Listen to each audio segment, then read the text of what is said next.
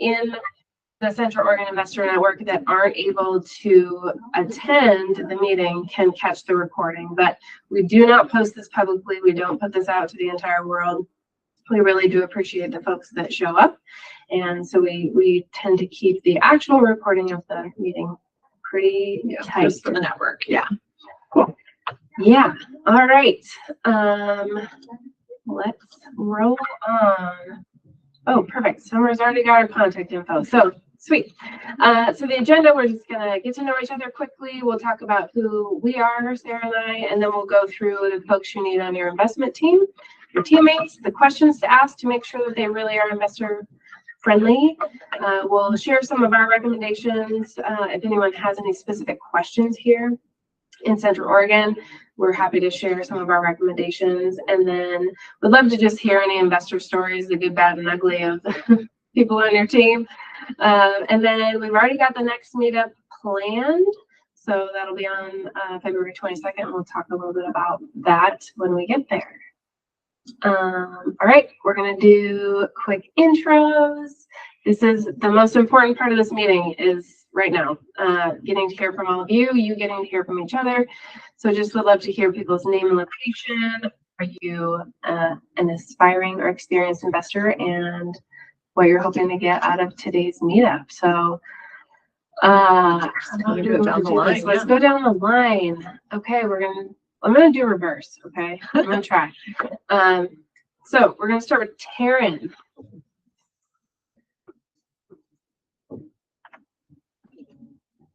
Taryn's still muted. Can you unmute yourself? I'm so used to Zoom, so sorry. I was trying to unmute myself. So this is my first meeting with you all, and I am in training to become a transaction coordinator. And I'm just basically brand new to my investment journey. So I'm really here to network in my community. I live in Redmond. And so I'm just here to kind of listen and take down everybody's contacts. And right now I'm just building my CRM. Excellent. Welcome, Taryn. Thank you. All right, let's hear from Scott. Hi, my name is Scott. I'm actually a realtor as well. At least that's my current licensing and title. But in 2016, I bought 9 residences here in Central Oregon in about 2 years and turned a couple of them into Airbnbs and the rest into long-term rentals.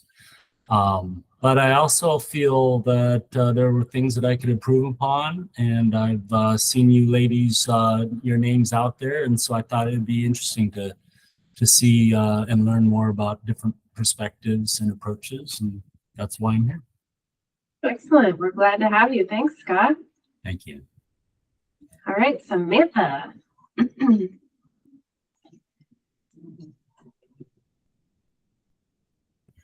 You are muted if you're talking. You can't unmute people. I don't think so. No, not allowed. Okay, Samantha. Are you with us, Samantha? 2, 1. We'll come back to you. Okay, Summer. Did you say Summer? Yes. Okay. I'm Summer. I've lived in Bend for most of my life here. I am an aspiring investor. I just want to try and network and meet people and gain more confidence to continue moving forward and reach my goals this year. Yes, we're excited to help you, and we're glad you're here, Summer. Thank you. Thank you. Orlando. Oh, wait, we got Samantha. Hang on, Orlando. I just saw Samantha unmuted. We're gonna let her go first. Can you guys hear me? Yes, we got you. Okay, great. My name's Samantha, and my business is McClintock Interiors, and I do residential interior design work. So yeah, new to the group. This is my first time attending a meetup, and just looking forward to connecting with more people within this sector of the industry, and kind of see the format of how these meetups work. Perfect. And you all get to hear more from Samantha in a few months. She'll be joining us for a meetup on how to design and optimize your vacation rental, but specific to the interior and how to use interior design to make more money. So we're excited to have you. Thanks for joining. Yeah, thanks for having me. All right, Orlando. Hi, I'm Orlando. I live here in Bend locally, grew up here in Bend. I am a financial representative with Northwestern Mutual. And one of the specialties that I do is work in the investment space. Real estate investing is a question that comes up to me quite a bit, so I'm wanting to learn more about it from you two ladies. Your name came across when I was doing some research, and wow, would love to learn more from the both of you.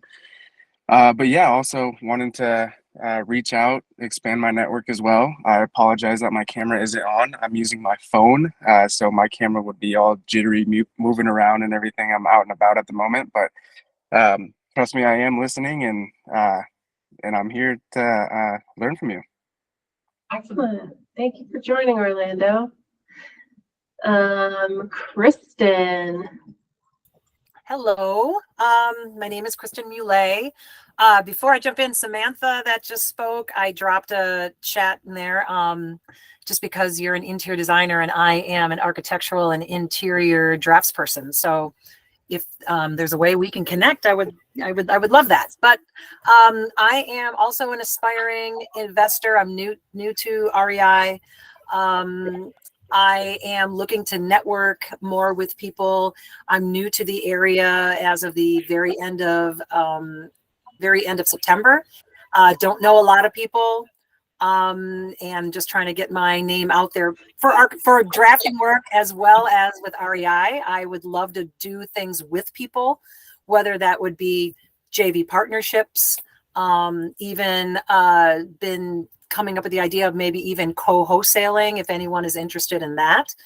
Yeah, and so basically networking and getting to know more people and learning about your topics that you have today. Thank you.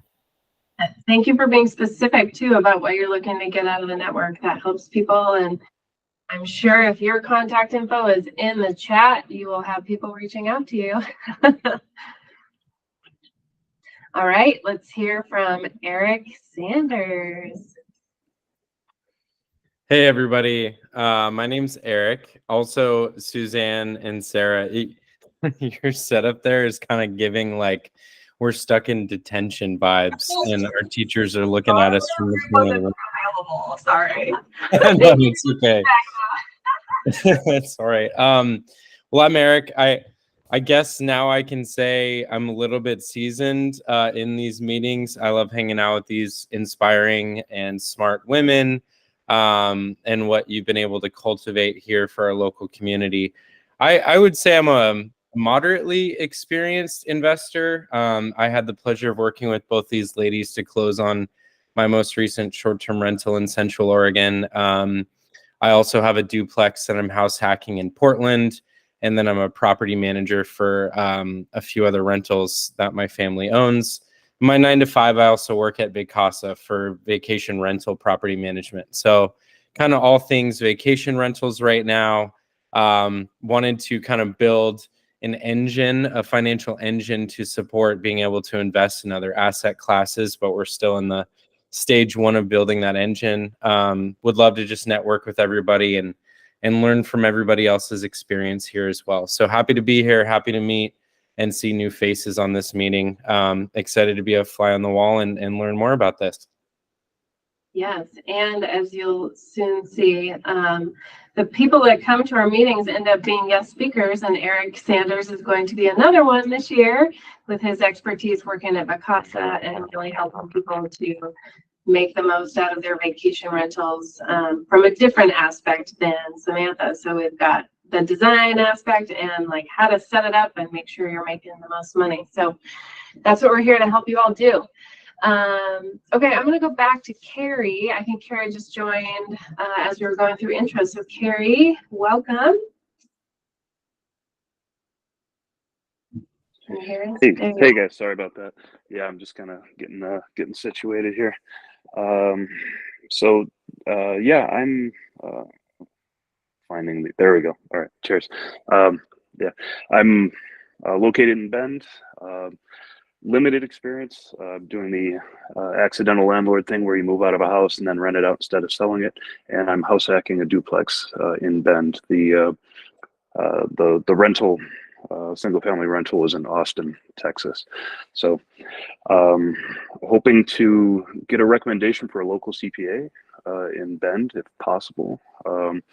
And yeah, that's the primary thing. I've got a small team. I have a local realtor and some contractors for what I need here and in Austin. But it's in that process of building it out. Perfect. We're glad you're here, Carrie. Thanks for joining. Thank you. Yeah. Cheers. Chris Watkins. Hey y'all, can you hear me? Got you. Cool. My name is Chris. I am an investor in Eugene and a lender that focuses on working with investors. And I am looking to both potentially build up my own portfolio somewhere in Central Oregon, maybe in the Sisters area, but also help some of my other clients get connected to good services and good properties in Central Oregon. So here to make connections, here to listen. I know I've connected with Sarah before. Just again, wanted to be a fly on the wall and learn what I can and connect with folks. And I'm just going to chime in and say, Chris puts out a really fun little newsletter every week. I highly recommend getting on his mailing list for that. It's like short and sweet, like funny. It's really good. Investor focused too. Oh, thank you. Appreciate it. Yes, if you haven't already, please put your contact info in the chat. It's a great way to build your network. I will do that. Excellent. Okay, Bryn.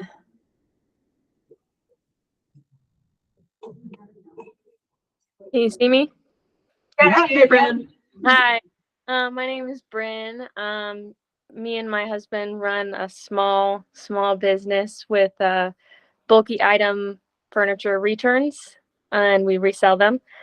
So we do that, and also we are house hacking in a duplex in Madras right now. So looking to expand and do another house hack. And because of the real estate that we're into and the small business, we are looking for a CPA recommendation, and yeah, looking to connect with people who are doing the same. Perfect. I'm so glad that people are looking for CPAs because we are too. We're interviewing a new one next week. Yeah. Next week, yeah. So we will have more to share with you on that, but we can certainly help each other. Okay, Brooke. You may remember Brooke from, was that December? It was last month. It feels like it was last year. Ta-tung. Yeah, but it was longer than that. How's everybody doing? Hello, I'm Brooke. Here in Bend. I am a personally investor, but also have property management company called Pink Door Properties, focused on helping folks look after their investments here in Bend, both single and multifamily. And I'm looking to, I look forward to coming to these meetings. It's been fun seeing the familiar faces, over the various meetings. So this is a lot of fun. And I'm looking forward to just learning and continuing to get to know you all. Thank you, Brooke. All right, Bob Thomas.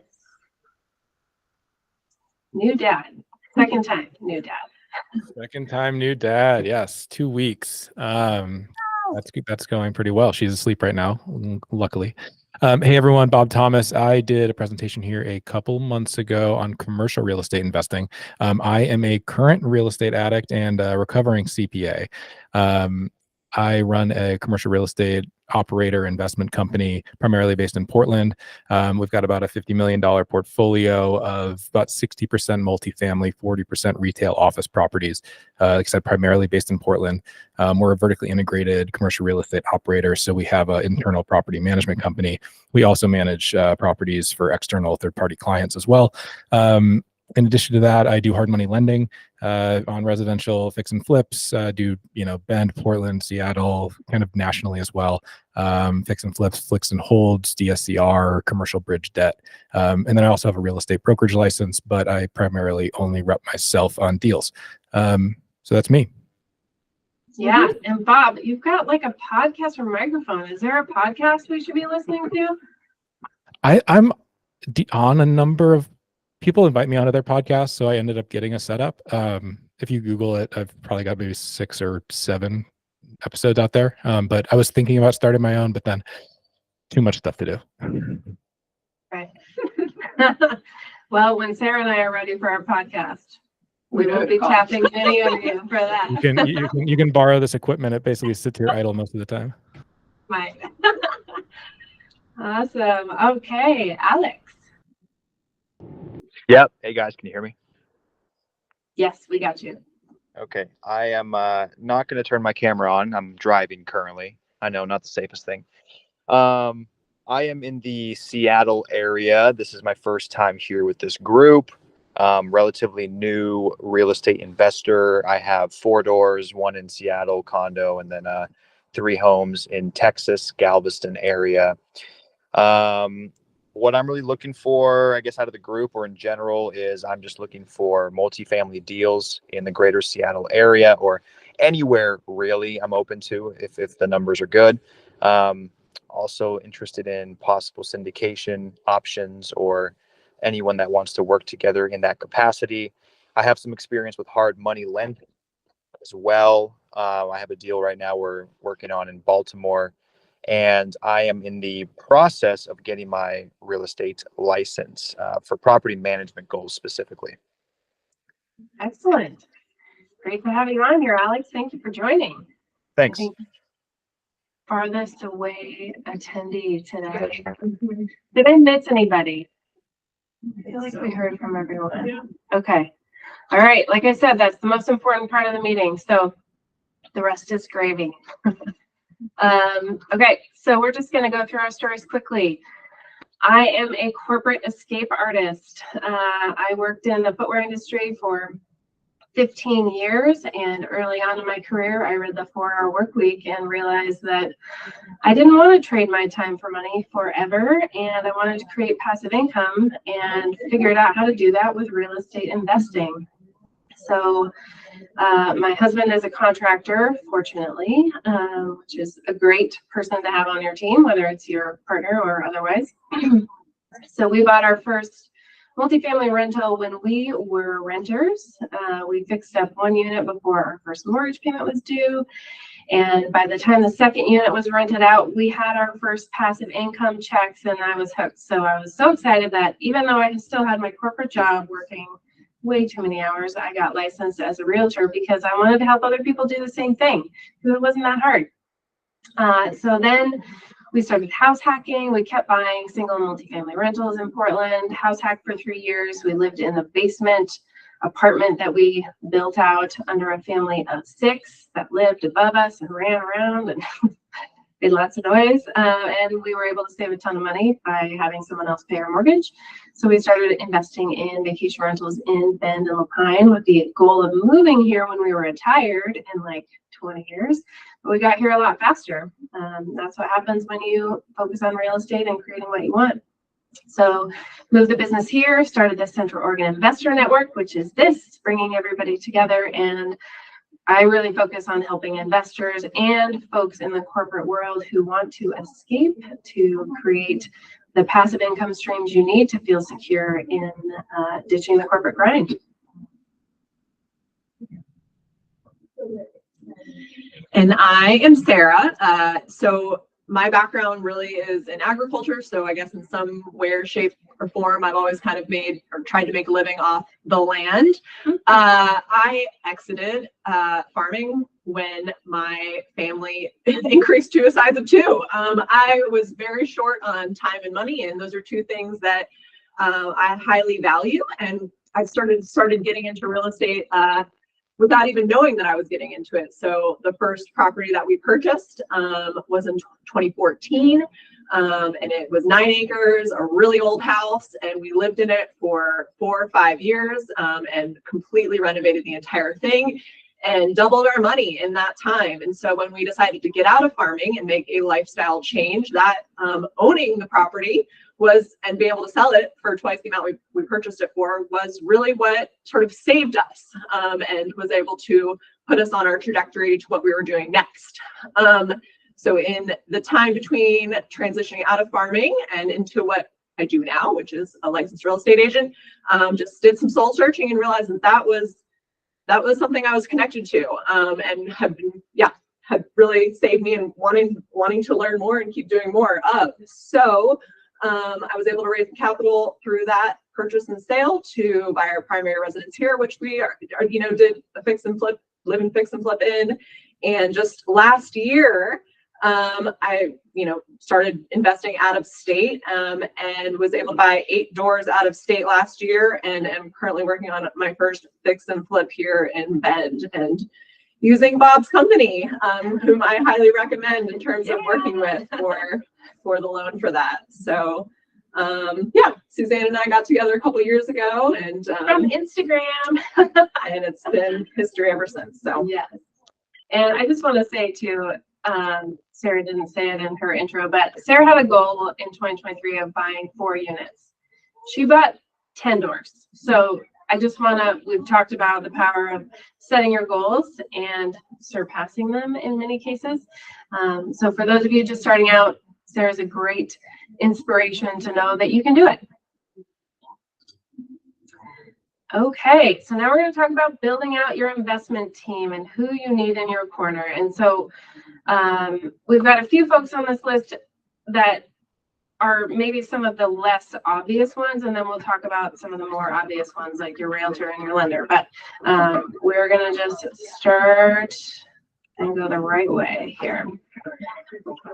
First off is the one that everybody on this call needs more than anything is a good CPA and accountant. So you want to go through this one? Sure. Yeah. I mean, as we talked about, we're all sort of still searching for this a little bit, but it's really important, as we've learned, that your CPA knows about real estate, right? And is potentially a real estate investor themselves. But this is your numbers person. You want to make sure, obviously, that they are tax savvy, that they are up to date on what the newest rules and regulations are, that they are going to help you with all of your compliance. They are your risk mitigation person when it comes to the IRS.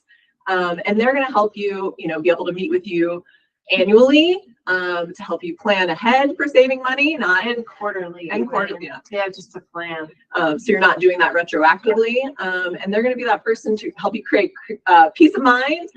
And we know from personal experience that they are not all created equally. So these are people who you are going to want to interview. And kind of the way we structured this today is, we go through each individual person we're looking for, and then we're asking questions. So take note of these questions that are coming up, because that's the meat of it. Yeah. And one thing that I have found with CPAs in my own experience, and this is why we are also looking for a new one now too, is most CPAs are compliance focused only. They're not there to be your financial strategist and your family CEO, if you want to call it that. They're just focused on, you send them your numbers, they put it in their program, they put together your tax return, they sign it, they submit it. That's not enough, in my opinion. And Sarah and I, proactive. Yeah, we want someone that's going to be like, oh, actually, no, you need to be buying a vehicle this year because you're making too much money. Bob, did you want to say something? Yeah, I mean, I want to echo that. Like there's 2 parts to it. Some CPAs just don't like to do that, and so don't use those if that's what you'd need. I think the other one is like, if you've already closed the transaction, or like you come to your CPA only once a year at year end, they can't do anything for you except take what's given and go and, process it into a return. So like to think proactively, like to, buy that car to get section 179 depreciation before year end, or, to really think through all that, like you need to be having those conversations. Like I just bought a property and I had done the 1031 exchange numbers and it worked, but then I retraded the price And all of a sudden I came back after we closed and I didn't fully exchange. So I am sitting on like a fairly significant short-term capital gain, like tax impact, because I didn't go back to my CPA because closing was all rushed. But they can't do anything about it now because the deal is closed. So the more proactive you are, and this is coming from a former CPA, the more proactive you are with your CPA, use them before you close a deal, talk through structure and bring them in ahead of time, the better, you're going to be from a tax standpoint and to really set you up for success. Great point, Bob. Yes, we can't just wait until November, December to have these conversations. And especially talking to our CPAs when we've got big stuff going on is super important. So some questions to ask. What percentage of your clients have real estate investments? That's pretty obvious. How long have you been working with real estate investors? You want to make sure that you've got someone that even knows what we're doing here. I just interviewed one who is, he's very good at what he does. He's not the right fit for me, but he's on Bigger Pockets all the time. Like, he's in the community. He knows investing.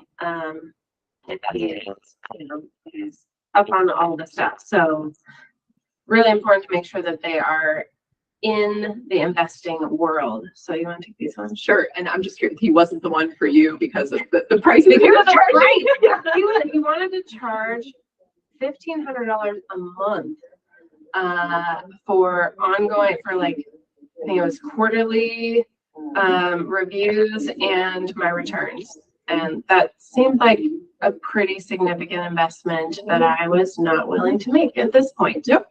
Will I in the future? Perhaps. Maybe. So a couple other questions. Have you ever owned or invested in real estate yourself? Again, if somebody is doing it for themselves, then again, they have that proactive mindset. They know what you should be looking for, and they're able to advise in that way. Are you familiar with the latest tax laws affecting real estate investors? Asking about bonus depreciation, that's going to be a big topic for 2024. Yeah, so that I'm not an expert, but I follow things enough to know that bonus depreciation is coming back at 100% in 2024. That's a big deal. And if your CPA doesn't know that, you want to find somebody else. What is your fee structure? This is another one too. Like, the current CPA that we work with charges for just having a quick phone call.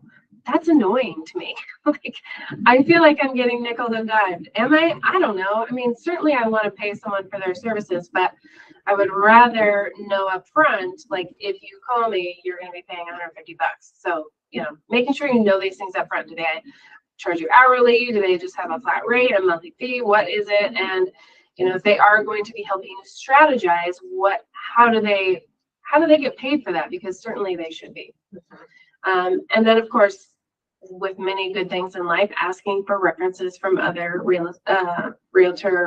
investor clients, super important.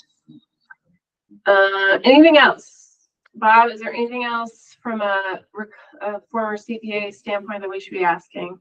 You just made me super stoked because I hadn't heard about the bonus depreciation stuff. So I just was Googling that while you were talking. And that is pretty sweet because it was sunsetting. I mean, it was supposed to be 80% this year or 2023 and 60% in 24. So that's news to me. And that makes me very happy. No, I think you guys hit the nail on the head with this in general. Awesome. All right. Anybody else have questions they wish they had asked their CPA? For those Can of you, us this is Kristen. Can you say that again about that depreciation? I want to be able to Google it. I'm new to all this. What is that again? Bonus depreciation Okay. is really what you're looking for. So you were able to expense 100% of certain asset lives, basically up to 15-year property. You were able to take 100% of that in year one. And so if you buy a piece of property, say a house, you can get a little study done called a cost segregation study. And it takes a house, which would typically all be a 27.5-year depreciable life, and it compartmentalizes it. The cost segregates it. So you take like the flooring and it's 5-year, and the cabs and it's 5-year, and the concrete and the driveway and that's 15-year life. They allocate the cost to that. And so like if you buy a $500,000 house, you can basically write off about 150 grand of it in year one. And that provision was starting to sunset from 100%. You're able to do 80% last year. It was going to 60% this year, but sounds like they're at least proposing bringing that all back up to 100%, which is phenomenal, especially if you're a real estate professional, because you can use that depreciation against other active income sources. Yeah, excuse me. There's a bunch of stuff in the chat.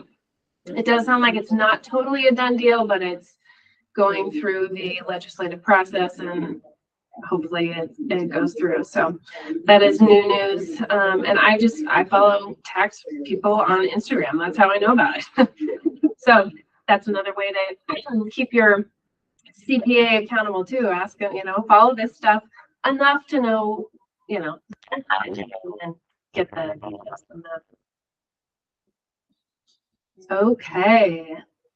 Your attorney. This is a fun one. And I know many of us, this is probably the person that most of us don't think we need in our corner right now until it's too late. I think it's important to at least have 1 to 2 names and have had an initial conversation with a real estate attorney before you need them, because they are going to help you with a lot of things, not just the after the fact, oh crap, I got to, deal with this dispute or whatever. Your attorney can help you prepare contracts if you're doing creative deals that the standard real estate form doesn't cover very well. There's many situations where that can be the case. They're there to help protect your assets and create the trusts that you need if you want to put your properties into trusts, for your estate planning as well. I don't even have that on this list. That's really important, creating your legacy, because many of us are also investing in real estate, not only to fuel our lifestyle, our retirement, but also to create an ongoing legacy for our families. So your attorney can oftentimes help with that. They're also there for dispute resolution. Stuff comes up. There's a song, more money, more problems. You want an attorney, so you got help with the things that come up. And of course, compliance, closing those creative deals, and CYA. Sarah, we just recorded this for a YouTube video as well, and Sarah looked at me and she's like, "What's CYA?"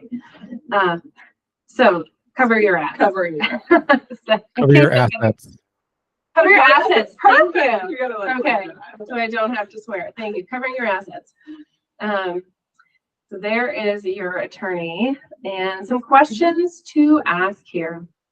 We'll go through these. Yeah. So every attorney, of course, is going to be a little different, right? So we're looking for these attorneys that are more real estate focused in our case. And within real estate, of course, there are different areas of expertise. Are you more focused on commercial? Are you more focused on residential? Are 2 examples. And then maybe finding out from them what are the most common legal challenges that they deal with on a day-to-day basis, and giving examples on how they're navigating those successfully. That could just really give you some insight in terms of the types of clients that they have, and what their specialty is, and making sure that really aligns with you and your goals. So you should have multiple attorneys, based on your needs. I've found because I use a guy for landlord tenant law and just general stuff, but he is really good at negotiating settlements. And so if you want to, sick a dog on someone, you don't use Sean, my typical go-to guy. Use more a high-powered guy or something. So I have a syndication attorney. I have my standard landlord tenant attorney. I have, a guy who's a kind of a bulldog if you want to take someone to the mats. It really is someone at a high level capital market standpoint. So you need to know what you're looking for in an attorney. If you just want general real estate entity level stuff that, I put in Sean was my guy. I'm sure there's other people, but after you've been down the road a few times, you see if they are more willing to settle or anything else, and know what your end goal is and use the right attorney for it, or else you won't really get what you're looking for. I found. Love that suggestion. Yeah, multiple attorneys. I don't want to be in the position where I need multiple attorneys. No, you do. You totally do. And that's what I was just going to say too, is since I've become an investor, I've hired and paid so many different attorneys for totally different things. I had to hire an eviction attorney and Michigan for the one and only eviction I've done. I've hired, I can't even remember all the different attorneys I've hired, but like to help me buy a pre-foreclosure, like I've done, and they're great. Like they have helped me build my portfolio. So great point, Bob. I'm really glad that you brought that up. And it looks like for anyone that's looking for recommendations, be active in the chat. And I will figure out how to send out the chat to those of you who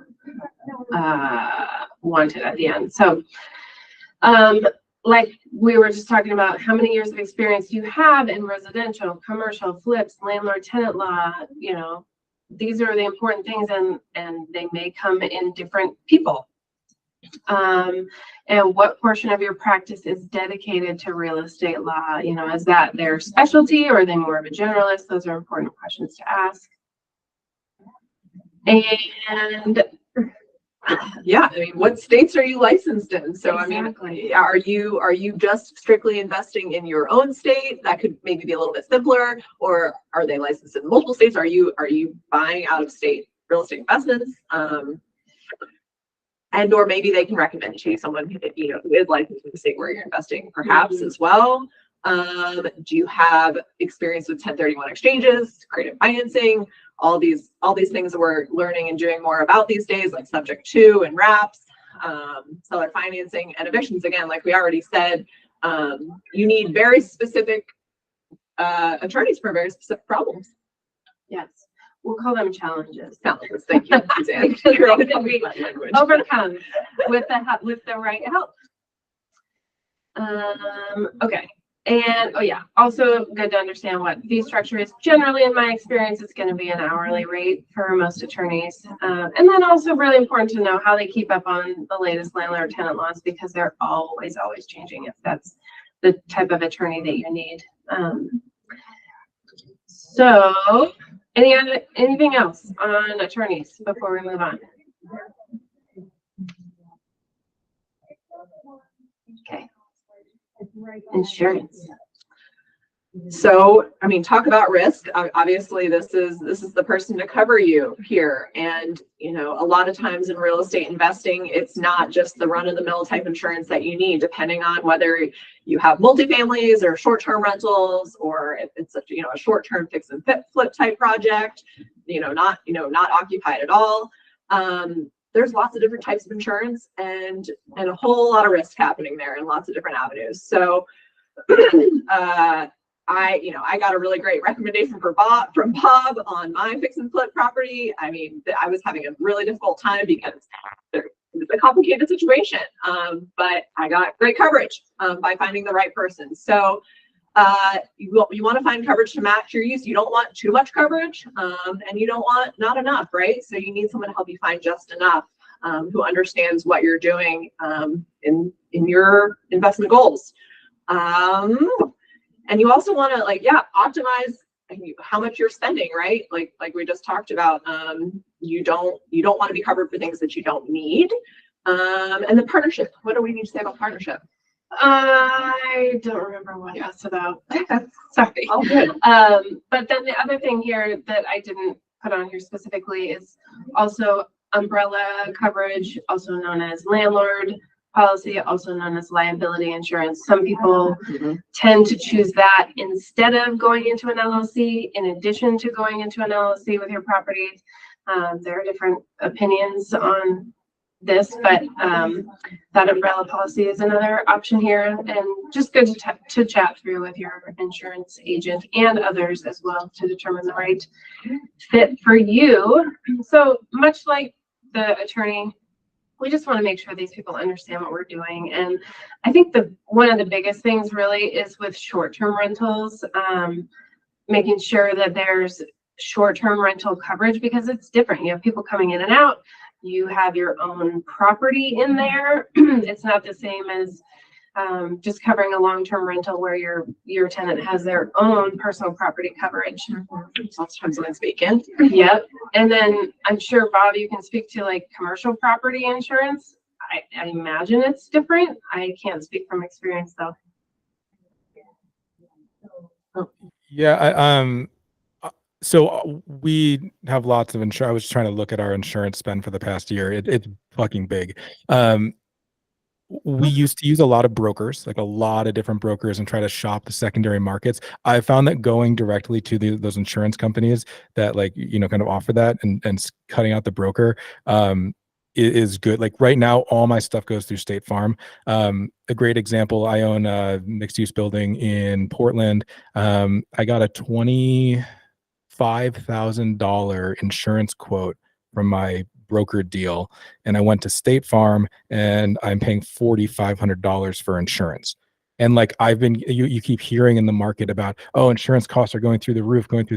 State Farm is like significantly less expensive than the market by like an order of magnitude, like 2x plus. So that'll change at some point. But right now, like I do a lot of shopping for this shit, and State Farm by far and away is the cheapest coverage for most commercial and probably just investment properties in general. To know, yeah, that's really helpful. And then, I've always gone the broker route, so I think one of our questions on here is specific to that, but really good to know that someone else is getting paid in that transaction, right? If there's a broker in between you, the buyer, and the originator, the company, the brokers needs to get paid. So certainly that can. And I don't even think that's an issue, right? Like if they can find cheaper coverage or comparable coverage and they're offering a service, that's great. But like, I think State Farm is actually mispricing risk or pricing risk outside of what the market is right now, and they haven't caught on yet. Like there's no way that a $25,000 market rate policy is $4,500 with State Farm. Like that's not a broker thing. That's like literally a different risk pricing.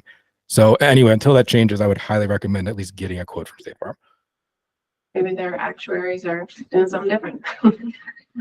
Here's a question that I can relate to myself. So when I first started investing, all of my properties had escrow accounts, and my taxes and insurance got paid automatically with my mortgage payment every month, right?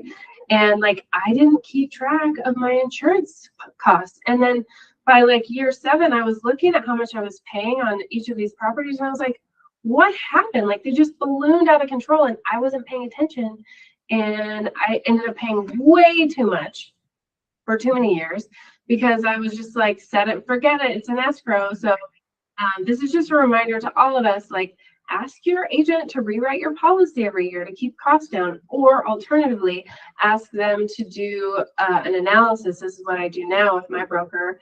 I don't know where it is on here, but basically like, where was I last year in terms of what I was paying? What are the companies quoting this year? So that I can see where things are going up and down. And I can tell you like, some of my older properties in Portland that are over 100 years old, like those costs skyrocketed in the last year, just based on the age of the property. So, but at least I know instead of just setting it and forgetting it.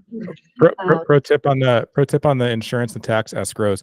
Some lenders like require you to have it as part of the loan, but like some lenders, you can just say, "Hey, I don't want to pay taxes and insurance via escrow," and they say it's okay. And some people don't like it from a cash flow management standpoint, but I think that having a lower committed monthly payment, like if you ran into financial issues and you didn't have if you don't have that extra $500 to make those payments, like you can still keep current on your mortgage and you don't go into foreclosure. And like taxes, you can be behind like 5 years on taxes before the property gets tax foreclosed on. So I think from a risk standpoint and a cash flow management standpoint, it's way better to try to get escrows stripped out of your mortgage when you're going for a new loan or a refi. And that's what I did. When I refied everything, I took everything out of escrow. So now, November, I spend a lot of money. November sort of hurts, but at least I see it and I feel it. And because I see it and feel it, I do something about it. You're paying attention. Yeah. So again, indicative to, is this someone who is investor friendly, asking we're still talking about insurance agent, what percentage of your clients are real estate investors? And, we already talked about this a little bit. This would only really apply towards brokers, but can you provide me with multiple, quotes so I can actually do a side-by-side comparison myself? Mm-hmm. Because what can happen is like Bob got a $25,000 quote and he gets a $4,500 quote. And if we're not paying attention and making sure that we're still getting the same coverage for that same price, for those very different prices, we can very missing out on something that amplified us and think of that later on. Okay. Also really important to make sure that they are responding quickly to inquiries and concerns. I want someone that is responsive. And then those ongoing reviews and adjustments as my portfolio changes. So that's what I'm asking for, because certainly as you add more policies to your overall portfolio, like you should be getting some discount for that, potentially if you're consolidating everything with one company or a few companies. All right, I just want to do a time check. Okay, we're still good. Okay, I'm gonna just give you one other example. I have tenants that the house that I house hacked, and I showed up there on a beautiful summer day, and they had a big old pool in the backyard. I was like, oh, where'd this come from? And I called my insurance company. I was like, hey, do I need extra insurance for this? And they were like, oh yeah, you do. This is a big deal because it's a big liability. They have 4 children. There's tons of other kids coming over to play in the pool, which is great. Like, you know, Eric Sanders, the property that he bought in Lapine, the vacation rental, has this beautiful indoor pool. And I imagine that, Eric, you probably got some extra insurance for that pool. Is that right? Oh yeah, and those quotes were painful too, for the most part. But yeah, that's rough. So just really important. And like in our case, because it was a long-term rental, I made sure that we were covered and that they actually had an additional rider on their renter's insurance policy that named us as renters additional insurance. So just something you might not think about that can add to your liability. And then finally, that annual review here. Okay, yeah, we got a couple hands raised. Eric and Kristen. Yeah, I was just gonna say on that, like, don't skimp on the insurance. You'll need that protection. And I'm really glad that I got it, because we had a New Year's guest who broke our stovetop, and there was tons of broken glass in the pool, which you can't really see. So yeah, don't skimp on insurance, because you'll need it when you don't think that you need it. It'll come when you're least expecting it. So yeah. Such good advice. Kristen, did you have your hand raised? I did, and you kind of answered it, because I was going to ask, and you mentioned, because I was going to say, well, since they brought the pool to your property, how are they kicking in? And you answered that question. But you also needed to add insurance. Even though they brought it, you obviously are not going to put it all on them. You need to take on some of that as well. But that's what I was going to ask, was did they end up, with renter's insurance, something, contributing to paying for that if something were to happen? Yeah, they did. Otherwise, I would have said you have to remove it, because the standard boilerplate lease for Oregon prohibits a tenant from adding things like that without prior consent from the landlord. So I did have grounds on which to say we want to put it down. But instead, I just had them get insurance for it. Yeah. Okay. Escrow, I'm gonna cruise through this, but I think it's important because not all of us think about this when we're just, buying properties, and maybe this, in many cases, the seller chooses the escrow agent. It's really important to have an escrow agent that actually knows how to do complex real estate transactions. And much like many other people we've talked about on this list today, they're not all created equal. They're there to do transaction management. They're there to facilitate communication among all parties. They are a neutral third party. And some of them are really good at doing creative deals, and doing wrap mortgages and assignments and, all these fun things that we love to do that help us make money. They're there to help protect your interest, but nobody in the transaction is a priority. Like, they're that third party, but they can be really important in just making sure that everything goes smoothly and closes on time. And so a few questions to ask is, these are just like some weeding out questions.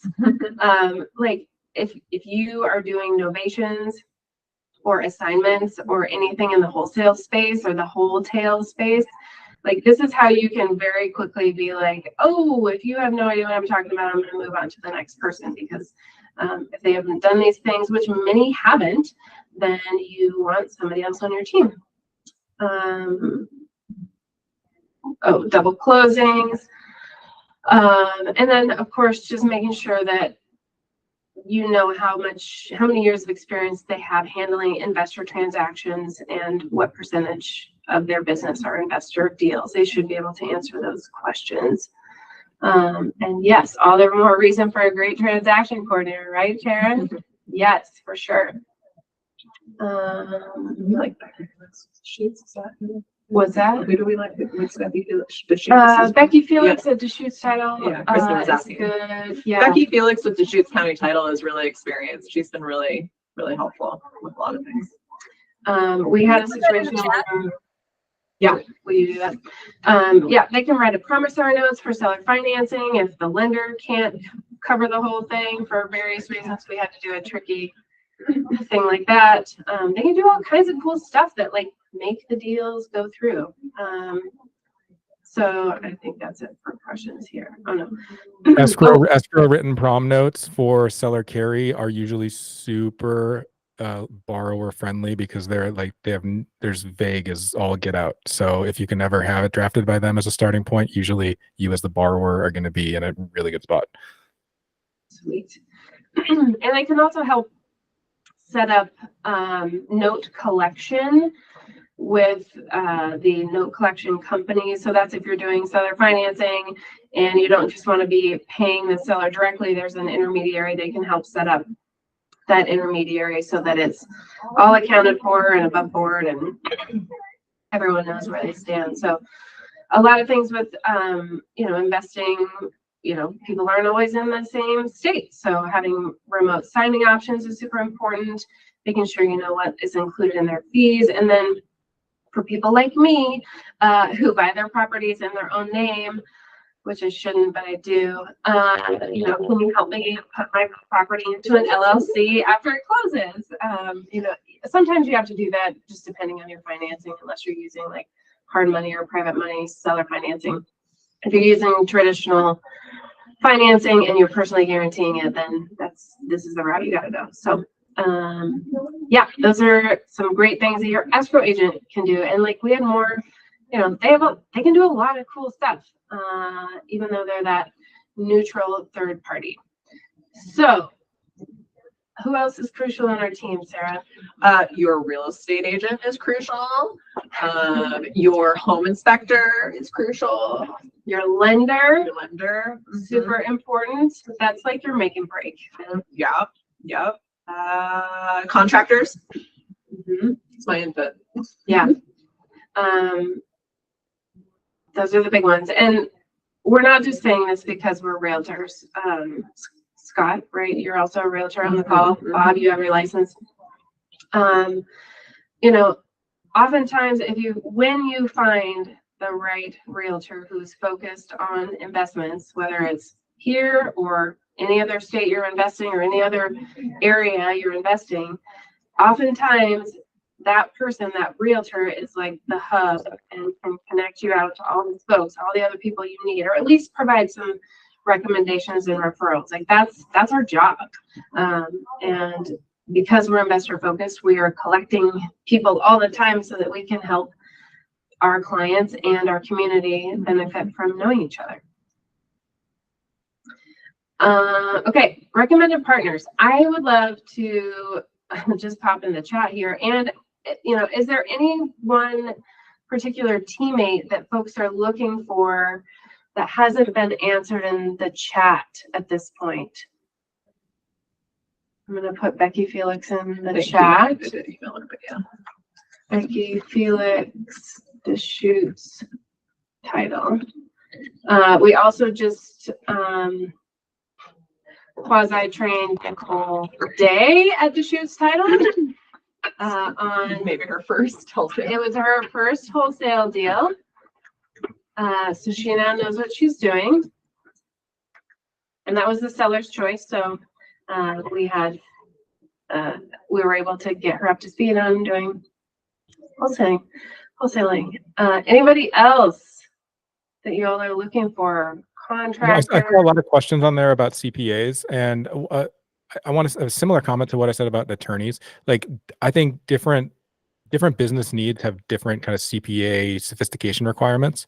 So like I have some operating businesses that just have like revenues and expenses, don't have real estate assets and depreciation and shit. Like I use H&R Block for that, like super, cheap, less than $1,000. But then for syndications that I'm doing, like, I use Perkins, which is like a Pacific Northwest regional shop.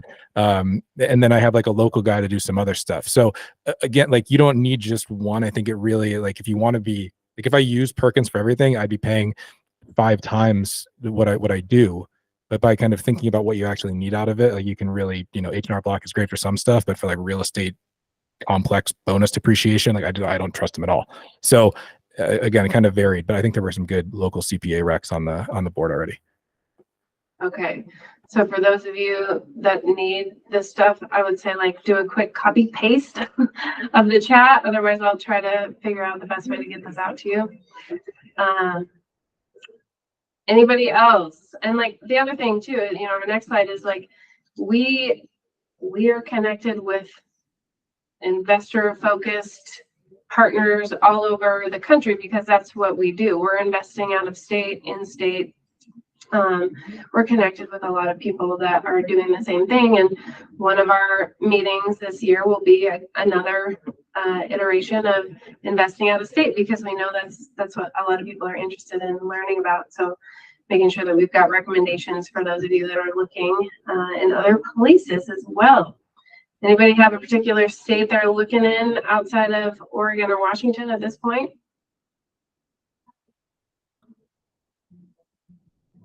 Idaho, okay, good deal. Do you have the partners you need, Chris? I'm helping with a few potential clients who are looking in Idaho, and I just got my license there like this week. So I'm trying to build out a team and meet people and kind of network in that area, kind of both Boise and Sandpoint, Coeur d'Alene areas. Okay, cool, nice.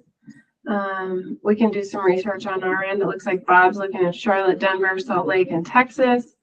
Summer is also looking in Texas. That's good to know. I also know they've got some different rules there on some aspects of real estate investing with regards to, I think, wholesaling. Okay, well, as I said, we can be that recommendation for you. It looks like maybe we've got a few people in here, 2 great agents in Atlanta, if that's a market you're interested in. Make sure you grab Taryn's information, and we're resources as well and happy to share what we've got. I know we're at time. I think we covered some good stories today of teammates that can make or break your deal. And I love that we can hear from many of you and hear about what your recommendations are. Is there anything else that anyone wanted to learn from today, share today, or get out of our meeting?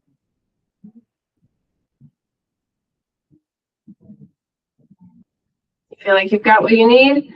Everyone have a chance to copy and paste all the goodness that's happening in this chat? Good deal. All right. Well, we appreciate all of you for being here. I was wondering, you are recording this, so I was wondering if that was going to be distributed. So we will post it on our Central Oregon Investor Network Facebook page, and that's the only place. But it's not public. Yeah, it's a private. Okay, yeah. I think is the my expectation was that the chat log was going to be part of the recording, so that might be another way, especially for those of us who are on a mobile device, to have a tidier approach to copy paste. But totally, yeah, we'll do that. We'll upload this all onto the Central Oregon Investor Network page. If you're not on there already, search for it on Facebook. Yeah, it's a private page, and once you're on, it's just a quick admit, and then you'll have access to this and some other prior recordings. Awesome. Thank you very much. Thank you all for joining. It was great to see many familiar faces and meet some new ones today. Thanks, everybody. Yeah. Guys, have a great week. See you later. Greener. Bye. Thank you. If we hit end, does it get rid of the chat box?